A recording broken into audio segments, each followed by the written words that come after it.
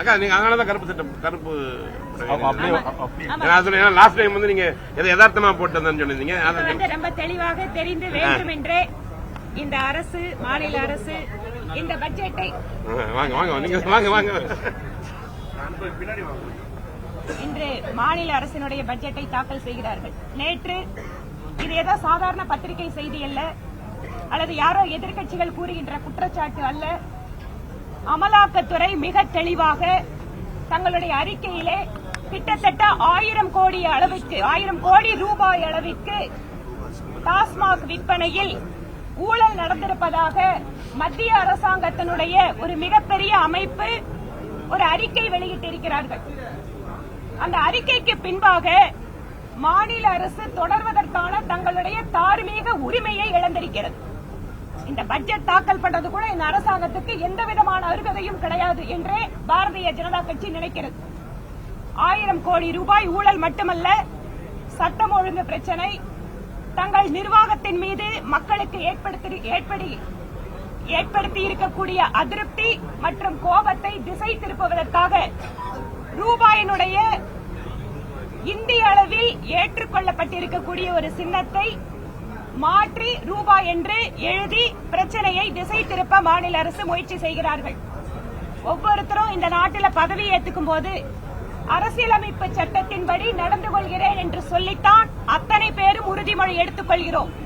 ஆனால் தேர்ந்தெடுக்கப்பட்ட ஒரு அரசு நீங்க ரூபாயை ரொம்ப கேஷுவலா நீங்க தமிழ்ல சொல்றோம், எப்பவும் சொல்றோம், வரவேற்கிறோம். நம்ம மொழியில நம்மளோட எல்லா விஷயத்தையும் எழுதணும், படிக்கணும், தாய்மொழியில நம்ம பேசணும். பாரதிய ஜனதா கட்சி தாய்மொழிக்கு மிகுந்த முக்கியத்துவம் கொடுக்கக்கூடிய கட்சி.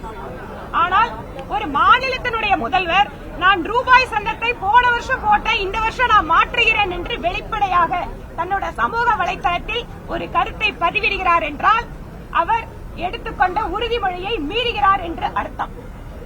திராவிட முன்னேற்ற கழகம் இந்த நாட்டினுடைய ஒருமைப்பாடு குறித்து பல்வேறு காலங்களில் என்னவெல்லாம் பேசியிருக்கிறார்கள் என்பது சரித்திரம் அறிந்தது. ஆனால் மாநில அரசினுடைய தோல்விகளை மறைப்பதற்காக மாநிலத்தினுடைய முதலமைச்சரே ரூபாய் என்பதை இனிமேல் நாங்கள் குறிப்போம் என மாநில அரசினுடைய ஊழல்களை மறைப்பதற்காக ஒரு நாடகத்தை நடத்திக் கொண்டிருக்கிறார் என்று பாரதிய ஜனதா கட்சி நினைக்கிறது. அதனால் அவர்கள் தாக்கல் செய்கின்ற நிதிநிலை அறிக்கையை இன்று புறக்கணிக்கிறோம்.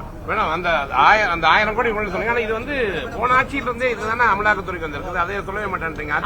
அமலாக்கத்துறை என்ன நடவடிக்கை எடுத்தாலும் அவர்கள் கோர்ட்ல நடவடிக்கை எடுத்துட்டு இருக்காங்க.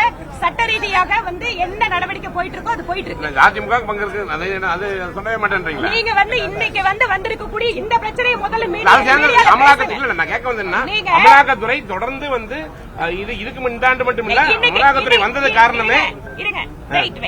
இன்னைக்கு யாரோட பட்ஜெட் இருந்தாலும் நீங்க அமலாக்கத்துறை சொன்னதால சொல்றேன் நான்.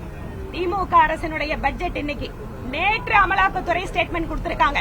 இதற்காக எங்களுடைய பதில் எத்தனை வருஷத்துக்கு